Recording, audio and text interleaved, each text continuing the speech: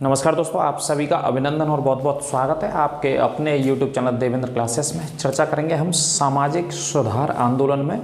दो टॉपिक हैं इस क्लास में, क्योंकि ये टॉपिक छोटे छोटे हैं, इस वजह से एक क्लास में मैं दो टॉपिक आपको पढ़ाते चल रहा हूँ। अच्छे से आप नोट्स बनाते रहिए और मेरे साथ अंत तक क्लास में बने रहिए, क्योंकि काफ़ी महत्वपूर्ण वीडियो है, काफ़ी महत्वपूर्ण टॉपिक है और यहाँ से प्रश्न 110% पूछा ही जाता है एग्जाम्स में।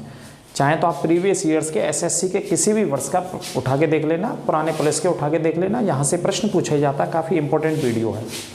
तो बात करेंगे यंग बंगाल आंदोलन की, यानी कि युवा एक व्यक्ति था, उसने बंगाल में एक आंदोलन खड़ा कर दिया था। राजा राम मोहन राय के विचारों को आगे बढ़ाया था। जो राजा राम मोहन राय के विचार थे अपनी ब्रह्मा समाज के तहत, उन्हीं विचारों को और गति दी थी और उन्नति किया उन विचारों में और स्थापित किया बंगाल की धरती पर। इसके बाद बात करेंगे हम सत्य शोधक समाज की, ठीक है, जो कि ज्योतिबा राव फुले जी के द्वारा एवं उनकी पत्नी सावित्रीबाई फुले जी के द्वारा जातिवाद को कैसे खत्म किया जाए इसके ऊपर काम किया सबसे ज़्यादा। स्त्रियों की शिक्षा के ऊपर सबसे ज़्यादा काम किया था और जाति प्रथा का तो उन्मूलन के लिए बहुत प्रयास किए थे ज्योतिबा राव फुले जी के द्वारा, ठीक है। तो अंत तक मेरे साथ रहें तो देखते हैं इस क्लास को, काफ़ी इंपॉर्टेंट क्लास है जी। तो देखिए सबसे पहले हम चर्चा करते हैं यंग बंगाल आंदोलन और हेनरी विवियन डेरोजियो। तो देखो प्रश्न डायरेक्ट आ जाता है, आपसे पूछा जाएगा कि भैया यंग बंगाल आंदोलन की स्थापना कब हुई थी। तो यंग बंगाल आंदोलन की स्थापना हुई थी 1826 में। रट लो इस बात को आप याद कर लेना। आपके लिए आप एसआई का पेपर देना, पुलिस का देना, सिर्फ और सिर्फ केवल यंग बंगाल आंदोलन, यंग मतलब युवा बंगाल आंदोलन की स्थापना कब हुई। क्योंकि आप समझ ही रहे हैं इसमें क्या है, राज्य का नाम आ रहा है बीच में, तो बंगाल में ही चला था जी। तो वर्ष है 1826। इस आंदोलन को खड़े करने वाले या प्रवर्तक जो थे वो थे हेनरी विवियन डेरोजियो। ये प्रवर्तक कह लीजिए या संस्थापक बोल लीजिए, इन्होंने इस आंदोलन को खड़ा किया या स्थापित किया, ठीक है। किसने खड़ा किया? Henry Vivian Derozio.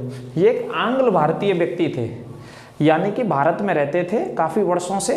इनके पूर्वज या इनके जो परिवार वाले थे उनका संबंध यूरोप से था। तो ऐसे लोगों को जिनका संबंध, इनके पूर्वजों का संबंध यूरोप से हो और वो भारत में रहे हों उस समय ब्रिटिश शासनकाल के दौरान, उन्हें आंग्ल भारतीय कहा जाता था। तो ये भी एक आंग्ल भारतीय थे। तो देखिए 19वीं सदी के तीसरे और चौथे चरण में बंगाल, कौन सी जगह? बंगाल की बात हो रही है, ठीक है। बंगाल में एक उग्रवादी विचारधारा के व्यक्ति आते हैं, जिन्हें रेडिकल विचारधारा कहा जाता है अंग्रेजी में। प्रवृत्ति का क्या होता है? जन्म होता है, यानी कि इन्हीं की बात हो रही है। एक उग्रवादी विचारधारा के व्यक्ति थे, चूंकि युवा थे। इस आंदोलन को यंग बंगाल आंदोलन कहा गया। यंग बंगाल आंदोलन कहा गया, युवा बंगाल आंदोलन। कैसे कह सकते हैं इसे दूसरे शब्दों में? युवा बंगाल आंदोलन कहा गया, ठीक है। अगला पॉइंट, हिंदू कॉलेज, जो कलकत्ता में हिंदू कॉलेज थी, हिंदू कॉलेज में 1826 से 1831 यानी कि लगभग 5 सालों तक प्राध्यापक के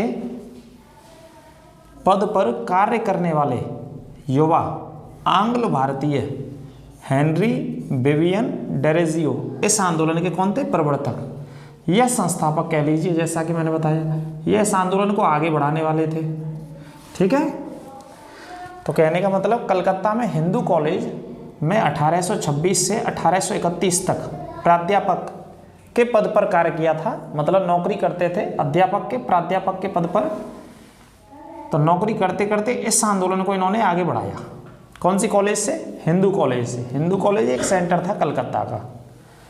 अगला पॉइंट है आध्यात्मिक उन्नति। इस आंदोलन का उद्देश्य क्या था? लोगों के बीच में क्या करना है? आध्यात्मिक उन्नति। जैसा कि राजा राम मोहन राय के भी विचार थे, है ना। आध्यात्मिक उन्नति एवं सामाजिक सुधार की बात करी इन्होंने। सामाजिक सुधार होना चाहिए, जो सामाजिक बुराइयां उनको खत्म किया जाना चाहिए के लिए इन्होंने एकेडमिक सोसाइटी, एक सोसाइटी बनाई। एकेडमिक सोसाइटी शिक्षा से संबंधित थी एवं जनरल नॉलेज सोसाइटी की स्थापना करी थी बंगाल में इन्होंने, आध्यात्मिक उन्नति और सामाजिक सुधारों के लिए। अगला पॉइंट है ईस्ट इंडिया नामक दैनिक समाचार पत्र। दैनिक समाचार पत्र का भी प्रकाशन किया था इन्होंने। क्या निकाला था अखबार? ईस्ट इंडिया दैनिक समाचार पत्र ये निकालते थे। कौन निकालते थे? Henry Vivian Derozio. ठीक है, अगला पॉइंट है आंदोलन का केंद्र क्या था? तो आंदोलन का केंद्र था हिंदू कॉलेज, हिंदू कॉलेज कलकत्ता में। ये जो भी पूरा का पूरा आंदोलन चलाया, समाज के सुधार की बात करी, राजा राममोहन राय के विचारों पर काम किया, तो कौन सी कॉलेज से काम करते थे? हिंदू कॉलेज से। ठीक है, हिंदू कॉलेज में चूँकि 5 साल तक 26/4/5 लगभग 5 साल तक उन्होंने अध्यापक के पद पर कार्य किया था। तो यही गढ़ था, ये सेंटर था। अगला पॉइंट है सुरेंद्रनाथ बनर्जी ने इस आंदोलन को बंगाल में आधुनिक सभ्यता का जनक कहा। किसका आधुनिक सभ्यता का जनक कहने वाले कौन थे? सुरेंद्रनाथ बनर्जी थे आधुनिक सभ्यता के जनक।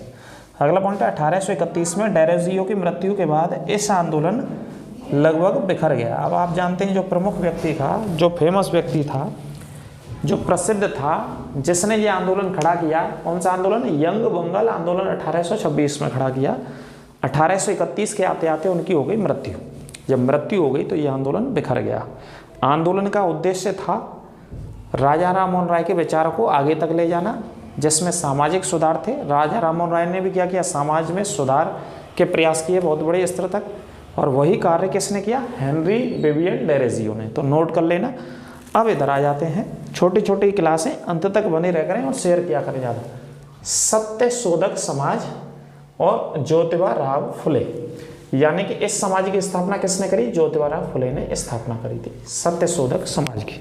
ठीक है, ये नोट कर लेना। तो देखते हैं, ज्योतिबा राव जोड़ लेना। ज्योतिबा राव फुले का जन्म हुआ था 11 अप्रैल 1827 को महाराष्ट्र के पूना शहर में। अभी पुणे बोलते हैं, पहले क्या बोलते थे इसको? पूना शहर बोलते थे। ये एक शहर भी काफ़ी प्रसिद्ध रहा है भारत की आज़ादी को लेकर के। किसी दिन डिटेल में चर्चा करेंगे पुणे के ऊपर, पूना के ऊपर, है ना, चर्चा विस्तार से करेंगे। अगला नाम था, माता का नाम चिमड़ाबाई था, यानी कि माता जी का नाम चिमड़ाबाई था, है ना।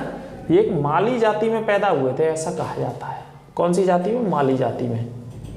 माली जाति में पैदा हुए थे। कौन हुए थे? ज्योतिबा राव फुले। क्योंकि ज्योतिबा राव फुले किसका काम करते थे? फूलों को बेचने का। ऐसा कहा जाता, पुणे से सतारा जाते थे फूलों को बेचने के लिए। फूलों को बेचने का काम उन्होंने किया था अपने पढ़ाई के दिनों में, बचपन के दिनों में पढ़ाई करने के साथ साथ। ठीक है जी, नोट कर लेना, कोई दिक्कत नहीं। पिताजी का नाम क्या था? गोविंद राव थे। पिताजी जो थे ज्योतिबा राव जी के, गोविंद राव। चूँकि ये पिता और माता इनके नाम पूछ लिए गए एग्जाम्स में। प्रसिद्ध व्यक्ति रहे, सामाजिक सुधार व्यक्ति रहे हमारे देश के ज्योतिबा राव फुले। पत्नी का नाम था सावित्रीबाई फुले। नाम सुना ही होगा आपने, नहीं सुना हो तो यहाँ से सुन लेना। सावित्रीबाई फुले। 1840 में इनसे विवाह होता है ज्योतिबा फुले का, ज्योतिबा फुले जी का। सावित्रीबाई फुले इनकी पत्नी थी, तो 1840 में इनका विवाह होता है। 28 नवंबर 1890 को पुणे में ज्योतिबा राव फुले की क्या हो गई? मृत्यु हो गई थी। क्या हो गई थी साहब? मृत्यु हो गई थी 28 नवंबर 1890 को पुणे में। ठीक है, ये नोट कर लेना। अगला पॉइंट है 1873 में सत्य शोधक समाज की स्थापना ज्योतिबा राव फुले जी के द्वारा की गई। सबसे मोस्ट इंपोर्टेंट पॉइंट यही है आपका, वेरी वेरी इंपॉर्टेंट, लिख लेना इस पर। 1873 में सत्य शोधक समाज की स्थापना ज्योतिबा राव फुले ने करी थी। कहाँ पे? महाराष्ट्र में ही। ठीक है, पुणे में ही, लिख लेना ब्रैकेट में। पूरा जीवन यापन उनका कहाँ से? पुणे से चलता था। सत्य शोधक समाज की स्थापना कर दी। सत्य शोधक मतलब समाज को शुद्ध, एक तरीके से आप कह सकते हैं ना, समाज के अंदर जो जातिवाद फैला हुआ था, इस समाज का उद्देश्य था, खास तौर पर 2 उद्देश्य थे। महिलाओं की शिक्षा पर काम करना, महिलाओं को शिक्षित करना ज़्यादा से ज़्यादा, और समाज में जो निम्न स्तर के लोगों के साथ भेदभाव होता था, उस भेदभाव को समाप्त करना, उन्मूलन करना। तो समाज के उद्देश्य देख लेते हैं। समाज के उद्देश्य सामाजिक सेवा था, और स्त्रियों की शिक्षा तथा निम्न जाति के लोगों के मध्य शिक्षा का प्रसार करना था। ठीक है, अगला पॉइंट है, राजा बलि को आंदोलन का प्रतीक चिन्ह बनाया था। भगवान राम के विपरीत जाकर के, ऐसा लिखा है इतिहासकारों ने, भगवान राम के विपरीत जाकर के, अगेंस्ट जाकर के ज्योतिबा राव फुले ने सत्य शोधक समाज का जो प्रतीक चिन्ह बनाया, वो राजा बलि को बनाया। राजा बलि का भी प्रसंग आता है ना।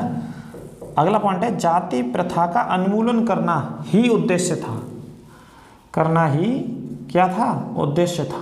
किन का उद्देश्य था, ये उद्देश्य था साहब आपका ज्योतिबा फुले जी का। अगला पॉइंट है पुणे में प्रथम बालिका स्कूल की स्थापना भी, पुणे के अंदर पहला बालिका स्कूल ज्योतिबा फुले जी के द्वारा और उनकी पत्नी सावित्री बाई फुले जी के द्वारा स्थापना की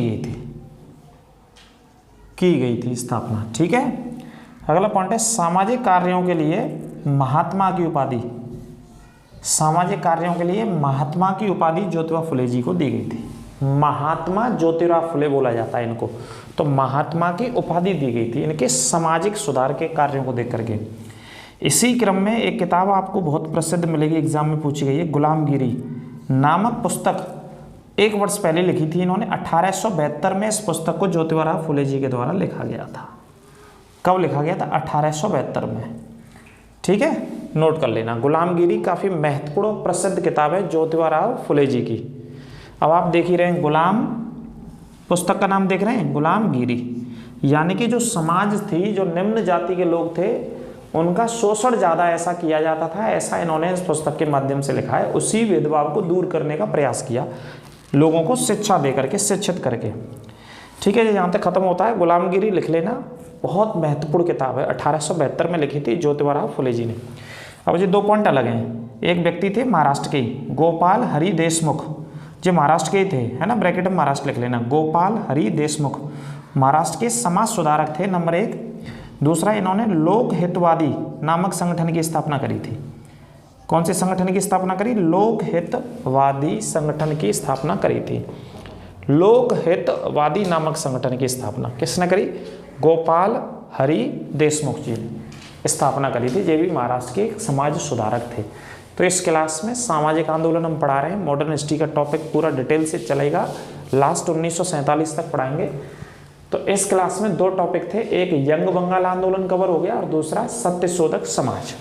जो छोटे छोटे टॉपिक हैं वो एक एक क्लास में आपको 2-2 मिल जाएंगे, बड़ा होगा तो एक क्लास में एक को कवर करेंगे हम, है ना। ऐसे ही हमारे साथ जुड़े रहिए, ज़्यादा से ज़्यादा शेयर कीजिए, बिल्कुल निःशुल्क यूपी पुलिस या दरोगा के लिए या किसी भी वनडे एग्जाम्स के लिए आप क्लास देखते रहिए, हमारे साथ जुड़े रहिए और चैनल को ज़्यादा से ज़्यादा शेयर करें और लाइक करना ना भूलें। अपना ख्याल रखें। सभी को राधे राधे, नमस्कार, जय हिंद।